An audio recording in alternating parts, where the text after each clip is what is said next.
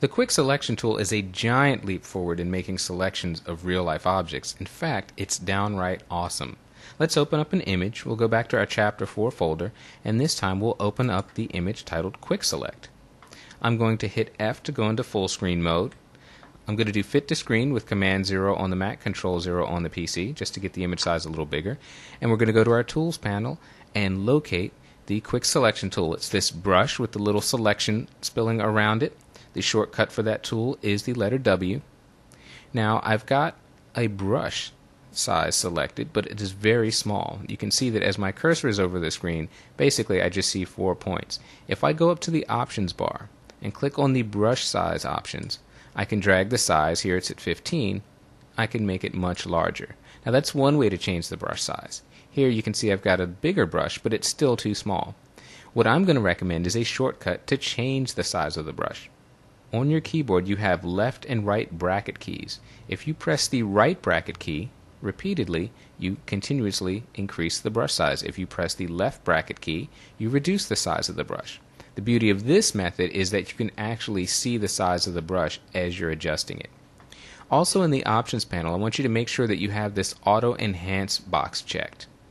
Over here to the left we have 3 painting modes, and we want to be on this middle mode, which is the add mode. Now what I want to do in this image is select the background and leave the subject alone.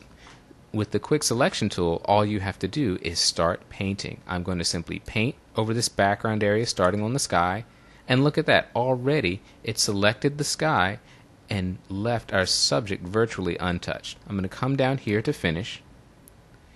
Now notice that as I drag down to the left, it has spilled over and captured some of our subject's arm. And this is the beauty of the Quick Select tool. Right now my circle has a plus in it. That means we're in the add mode. I'm going to reduce the brush size a bit.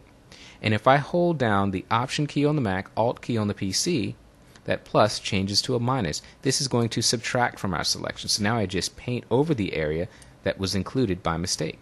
And now I'm going to continue painting in my add mode. I'll come down here on the right side of his body.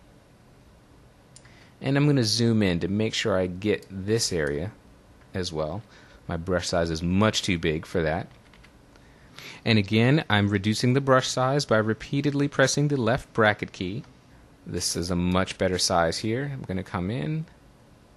And because I've got auto enhance on, as I let go of the mouse, Photoshop does its best to try to make my selection even more precise.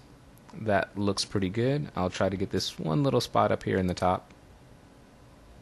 That's not bad. I've got a little bit of spill over here on the edge, so I'm going to go into my subtract mode with the Option key on the Mac, Alt key on the PC.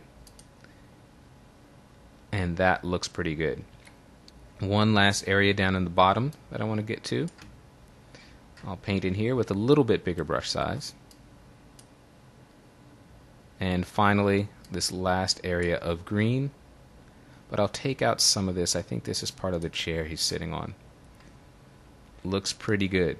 Now we've got a selection of the background, and we're leaving the foreground alone. Well, what can we do with this selection? Well, one thing we can do is use an adjustment on this. We talked about levels and curves. Let's go up to the image menu, go down to adjustments, and we'll bring up levels for this example.